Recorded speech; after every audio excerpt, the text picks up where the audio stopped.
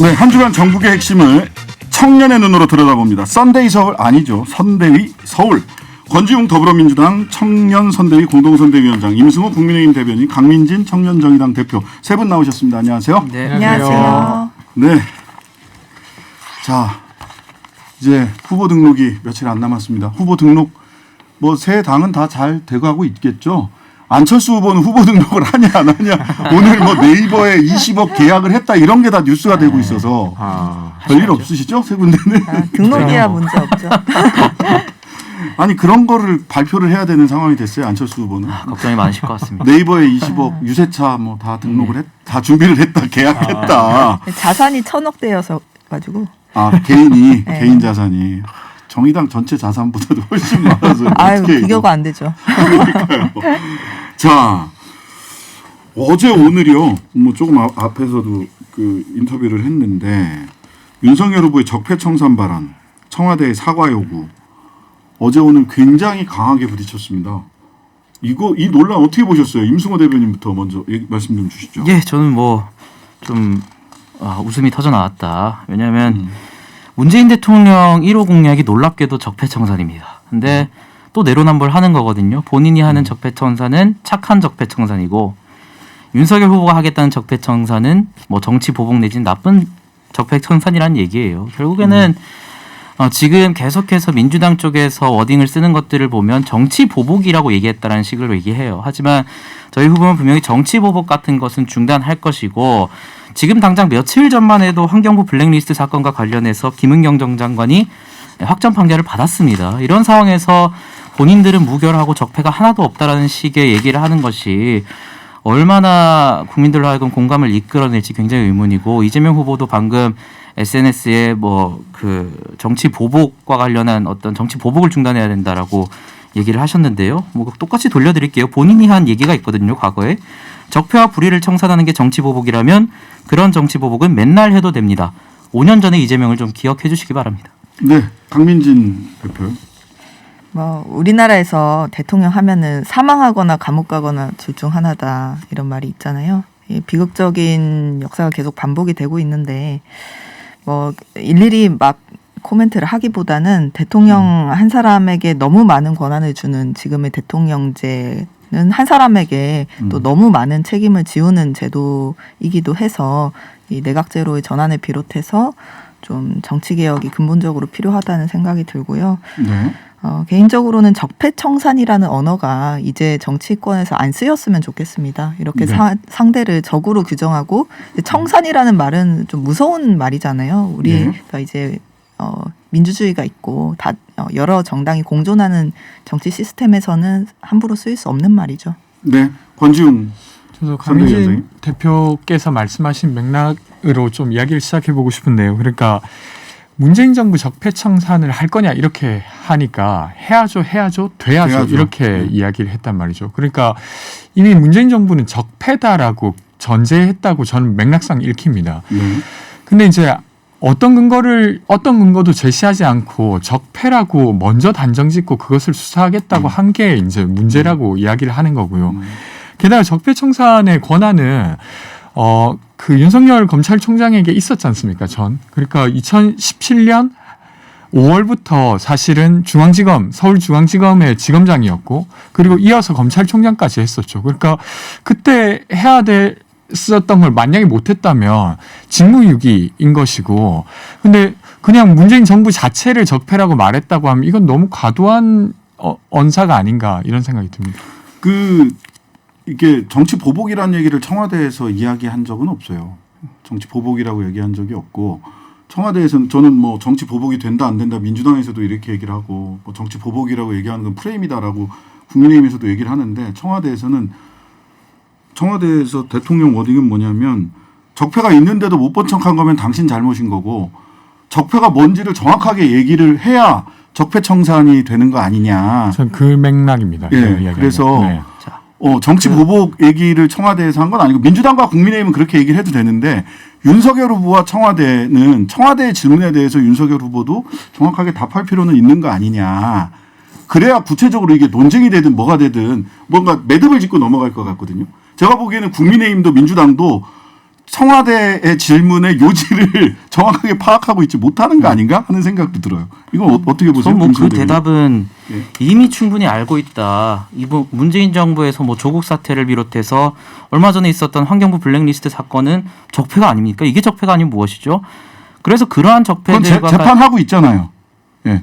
블랙리스트는 지금 확정됐죠. 2년 확정된 상태고. 그러니까 예. 그거 말고 청산해야 될 적폐가 뭔지를 구체적으로 이야기를 하는 게 그런 구조적인 맞지 않나요? 문제가 문재인 정부 내에서 계속 있어 왔으니 그런 구조적인 문제를 적폐 청산을 당연히 해야 되는 것이죠. 왜 여기에 대해서 발끈하는지 모르겠고 지금 계속 말씀하시는 게 무슨 윤석열 후보가 당시에 검찰총장이었는데 왜 직무유기했냐 이런 식으로 말씀을 하시는데 일하려고 했잖아요. 일하려고 했는데 유재수 감찰 무마 의혹이라든지 아니면 울산시장 사태 때 일을 하려고 했더니 어떻게 했습니까? 직무 배제시켰어요. 윤석열 검찰총장이 멀쩡히 검찰 일을 할 수 있는데 그것을 두고 보고 있었습니까? 그거와 관련해서 자신은 엄정한 법 집행을 하라고 했고 문재인 대통령이 임명을 할 때 그래서 하려고 했는데 추미애 전 장관을 비롯해서 직무 배제 시켰잖아요. 무슨 소리를 하는지 전 잘 모르겠습니다. 그러니까 저는 권지훈 앵커께서 이야기하신 대로 좀 구체적으로 이야기할 필요가 있다고 생각합니다. 예를 들면 윤석열 검찰총장 시절에서도 양승태 대법원장과 관련된 사법농단은 제대로 수사하지 못했다는 평이 훨씬 많아요. 근데 어쨌든 이런 이야기를 하자는 게 아니라 그 기자의 질문 문재인 정부 적폐청산 할 겁니까? 라고 하는 것에 대해서 윤석열 후보가 해야죠 돼야죠 이렇게 했단 말이죠. 그럼 문재인 정부의 어떤 것이라고 이야기가 이어져야 그럼 그거는 정말 바뀌어야겠네요. 혹은 아니면 그것은 좀 부당하다고 생각합니다. 이야기가 될 텐데 그런 이야기가 전혀 없었지 않습니까? 그래서 그 부분을 이야기하는 겁니다. 자, 마지막 요 주제는 여기까지만 할게요. 우리 강민진 대표님. 적폐청산이란 말이 더 이상 안 쓰였으면 좋겠지만 지난 그 문재인 정부 초기에 대선을 치를 때 적폐청산이라는 단어가 나왔던 맥락은 박근혜 정부에서 벌어졌던 구체적인 사안이 있었죠. 그 위법 사항들 이런 부분들을 지칭을 한 거였는데 이번에 윤석열 후보가 문재인 정부 적폐청산이라는 단어를 씀으로써 그러면 문재인 대통령을 비롯한 그 정부의 핵심 인사들이 어떤 위법 사항을 저질렀는가 이렇게 질문이 되돌아오는 거라고 생각하고요. 이에 대해서는 답변을 해주셔야 된다고 생각합니다. 네네. 자, 요 주제는 여기까지 하고요. 두 번째 키워드 원래 이거 앞에 살짝 하고 가려고 했었는데 하여튼 한 마디씩 얘기가 돌면 이렇게 돼. 자, 최근에 호사카 유지 교수님, 김병주 민주당 국회의원 전부 다 그 임명장을 받으셨어요. 윤석열 후보한테. 이거 이렇게 임명장 보이스피싱인 줄 알았다 이런 반응도 있는데 이거 임명장 이렇게 계속 보내실 겁니까?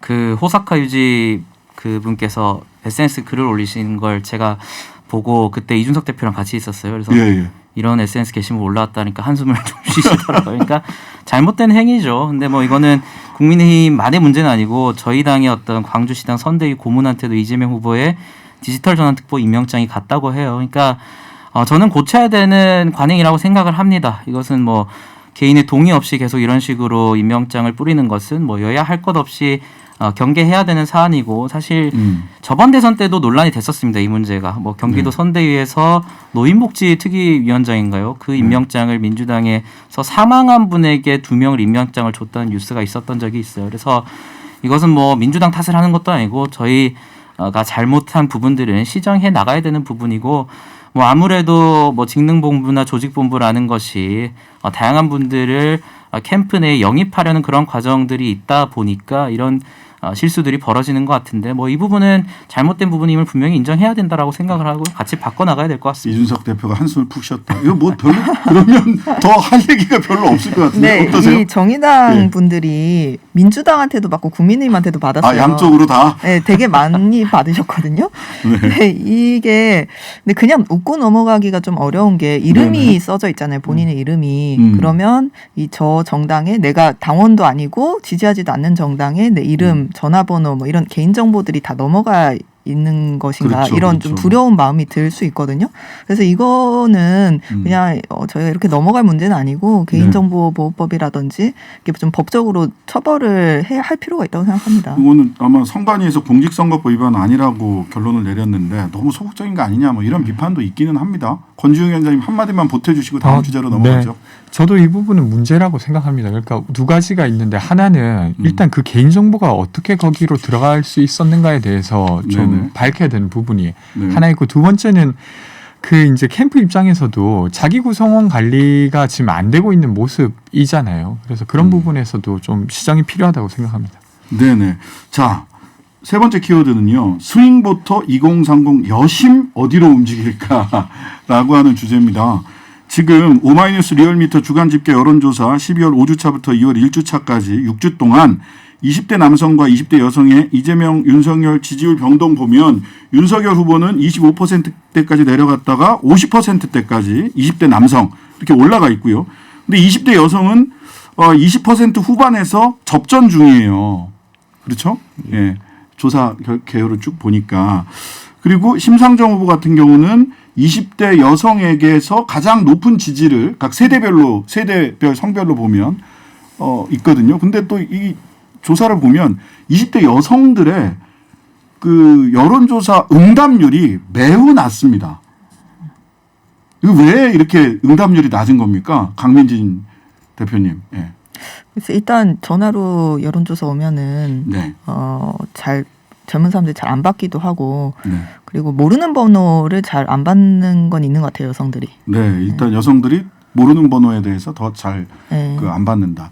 그 20대 여성, 30대 여성에 대해서 이재명 후보가 일정을 많이 만들어 달라라고 얘기할 정도로 이런저런 노력을 기울이고 있는데 네. 뭐 여성 소수자 공학 그 아예 내지도 않았던 그 윤석열 후보랑 비슷해요. 20대 여성들 지지율을 보면 왜 이렇습니까, 이거? 그러니까 뭐 이제 20대 혹은 30대에게 이재명 후보가 지금 압도적 지지를 받고 있지는 못한 게 맞고, 네. 근데 이제 그 이유는 단지 이제 이재명 후보의 부족함만이 있는 게 아니라 그간 여당으로서 좀 부족했던 부분에 대한 어떤 평가를 해주시는 부분이 있다고 생각합니다. 네네. 그래서 이제 그것을 딛고 또 이제 그러니까 지지를 호소해야 되는 상황이라서 그렇다고 보고요. 네. 근데 저는 이제 여론조사라고 하는 게 흐름을 읽을 수 있어서 중요하게 다뤄야 되긴 하나 네. 이거 자체가 투표 결과로 꼭 바로 이어지는 건 아니라고 생각해요. 네네. 그래서 저는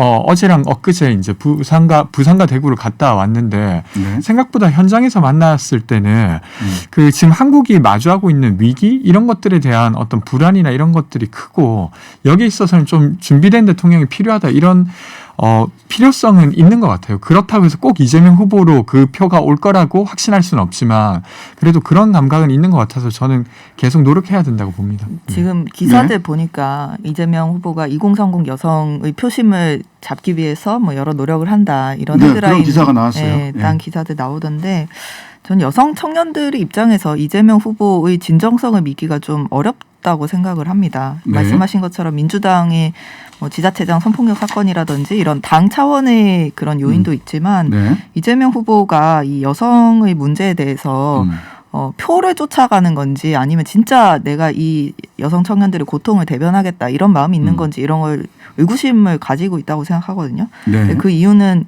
이재명 후보가 초창기에는 이 이대남들을 국민님에 뺏기지 않으려고 DC에 페미니즘 몰아내달라 이런 글도 막 공유를 하고 이제 그런 이준석 대표와 비슷한 그런 행보를 막 했었어요. 근데 네네. 그러다가 지금 방향을 바꾼 거거든요. 네. 그런데 요즘도 여성 이슈를 얘기할 때 이거는 남녀를 떠난 문제입니다. 뭐 예를 들어 성폭력 문제에 대해서 얘기할 때도 이런 언사를 엠번방 얘기에서도 그런 얘기 네, 했죠. 그런 언사를 계속 하시는데 저는 이런 포지션이 여기 앞에 당사자도 계셔서 또 꺼내기가 좀 미안하지만 그 남혐 실업위원회 만드셨잖아요. 민주당 청년선대위에서. 네네. 저 그런 포지션을 민주당이 취하고 있다고 생각해요. 이재명 후보가. 네. 근데 이런 말들에 여성 청년들은 답답해합니다. 왜냐하면 네. 여성 청년들 입장에서는 내가 겪는 분명한 성차별, 성폭력이 있고, 근데 뭐 여성도 잘못 뭐 차별받고 남성도 차별받아 이런 식으로 뭉개버리는 거는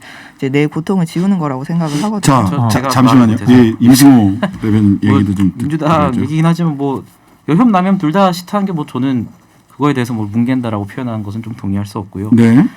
좀 정정해야 될 것 같은 게 윤석열 후보가 여성 공약을 내지 않은 것이 아니라요. 한 언론사와 관련한 질문지에 답변을 거부한 것이고 예. 윤석열 후보는 있어요. 여성 공약 계속 내고 있습니다. 양육비 질문지에 국가 지원, 답변을 거부했죠. 양육비 국가 지원이라든지 산후우울증 진료 지원 확대라든지 뭐 가대실 접종 비용 지원이라든지 이런 것들을 계속 하고 있어요. 근데 이재명 후보는 아까 강 대표님께서도 지적을 해주셨지만 계속 어떤 커뮤니티를 통해서 글을 공유해서 20대 남성의 표를 한번 잡아보려고 한다든지 20대 여성의 표를 공략하기 위해서 유튜브 채널에 출연하고 특정 인사를 영입해가지고 표심을 얻어보려고 해요. 저는 이것은 좀 많이 얕은 술수다. 왜냐하면 20대 남성이건 여성이건 자신들이 설사 지지하는 특정 인물들이 뭐 민주당이나 국민의힘으로 간다 하더라도 거기에 따라서 움직이는 연령층이 아닙니다. 그렇기 때문에 저희 후보 같은 경우에는 여성뿐만 아니라 남성 그리고 모두를 포괄할 수 있는 다양한 정책들을 낼 것이고 양육비 국가 지원이나 이런 문제는 여성들을 위한 정책은 적극적으로 내고 있는 상황입니다. 하나만 덧붙이고 네네. 싶은데요. 그래서 2030 여성들이 심상정 후보에게 보내주시는 기대가 많이 있고 굉장히 감사하다는 말씀을 드리고 근데 이제 2030 여성들 중에서도 윤석열 후보나 국민의힘이 이제 안티페미니즘 행보를 가고 있다고 느끼니까 그러면 윤석열을 막기 위해서라도 이재명 찍어야 되나 이런 고민하시는 분들이 계신 걸로 알고 있습니다. 있더라고요. 그런데 이제 그분들께 이제 말씀드리고 싶은 거는요. 이 심상정 후보가 이렇게 올곧게 여성들을 대변을 하고 또 이 페미니즘에 대한 낙인이 넘쳐나는 사회에서 페미니스트 후보로서 그 여성들이 겪고 있는 차별과 낙인 함께 감당하겠다 이렇게 나서고 계신데 심상정 후보가 얼마나 득표를 하느냐에 따라서 이제 우리 여성들의 목소리 또 페미니즘의 목소리가 앞으로 우리 사회에 얼마나 큰 마이크를 가질 수 있게 될 것인가 결정된다고 생각합니다. 자, 마지막. 근데 이재명 후보를 두고 계속 어느 쪽으로 표를 쫓아간다고 이렇게 말씀하시는데 저는 네네. 그렇게 보이기보다는 예를 들면 그 문제를 풀 수 있게 그 문제 자체에 집중하는 거라고 저는 생각합니다. 그러니까 여영남용위원회도 뭐 다시 이야기를 하셨으니까 이야기를 좀 드리면 그러니까 예를 들면 문제를 계속 젠더화하면 남성 편이냐 여성 편이냐라는 질문에 답을 해야 돼요. 근데 그것이 아니라 그냥 문제 자체를 보면 예를 들면 디지털 성폭력이라고 하는 문제 자체를 풀려고 하면 여러 가지 해법들을 찾을 수 있죠. 근데 그것이 여성의 문제라고 계속 규정해버리면 그 문제를 풀려고 하는 행위 자체가 남성이 아니라 여성의 문제만을 푸는 문제로 치환돼 버리죠. 그래서 그렇게 하지 않고 균형감 있게 이 문제들을 풀어나가려고 하는 노력이라고 저는 생각하고요. 그리고 그 사실은 심사위에서 활동을 했던 사람이 어느 정당에 들어오는 게 쉬운 일이 아닙니다. 근데 어느 정도 신뢰할 만하니까 들어온 거라고 저는 생각하고요. 이건 의미가 있다고 생각합니다. 박지현 씨 같은 경우. N번방 성착취물제 고발했던 추적단 불꽃 박지현 씨 영입과 관련된 의미 부여를 해주셨고요. 자, 이게 뭐 한 30초 남았는데요. 한국노총은 왜 이재명 후보를 택했나? 정책 점수는 심상정 후보가 제일 높던데 이재명 후보랑 오늘 그 정책협약 지지 후보 이거 했어요. 그리고 부산에서는 근데 한국노총 부산 지역 본부는 또 윤석열 후보 지지 선언을 했어요. 셋 다 입장이 조금씩 다른데 한 말씀씩만 좀 해주세요. 지금 한 20초 정도씩. 저부터만 짧게 임승호 하면 대변인. 노총의 지지라는 것이 자유롭게 할 수 있는 것이지만 사실 대표성에 문제가 있었죠. 0.05% 정도인가요? 800명 정도의 의사 결정을 가지고 한국노총 전부의 의견을 대변할 수 없다고 보고 그런 차원에서 지금 부산 지역 본부에서 1,400여 명 정도인가요? 그분들은 또 저희 후보를 지지해주기도 했기 때문에 굳이 노총이라는 단체 전체가 특정 후보를 지지한다기보다는 자유로운 판단에 맡겼으면 좋겠습니다. 네, 권지웅 의원님. 저는 그래도 민주당이 부족한 면들이 있다 손치더라도 을지로위원회 등을 만들어서 노동 문제를 풀어가려고 했고 그것들이 인정받은 거라고 생각합니다. 그래서 대의원들의 지지를 얻었다고 하는 건 큰 의미가 있다고 봅니다. 네. 자, 한국노총에서 사전에 정책 질의를 하고 그 정책 평가를 공개를 했었어요. 거기서 이제 심상정 후보가 숫자로 치면 거의 95, 97 점수 좋았어요. 네, 이렇게 나왔었고요. 한국노총에서도 우리 심상정 후보와 정의당의 노동정책 높이 평가해 주셨다고 생각하고 아무쪼록 아쉽지만 민주당이 이제라도 중대재해기업처벌법 후퇴시키고 공휴일 확대하면서 5인 미만 배제하고 이제 역대 정부보다도 문재인 정부에서 사실 비정규직이 최다로 양산됐고 이런 부분들 반노동 행보들은 반성하시길 바랍니다. 네. 자, 지금까지 권지웅, 임승우, 강민진 세 분이었습니다. 감사합니다. 고맙습니다.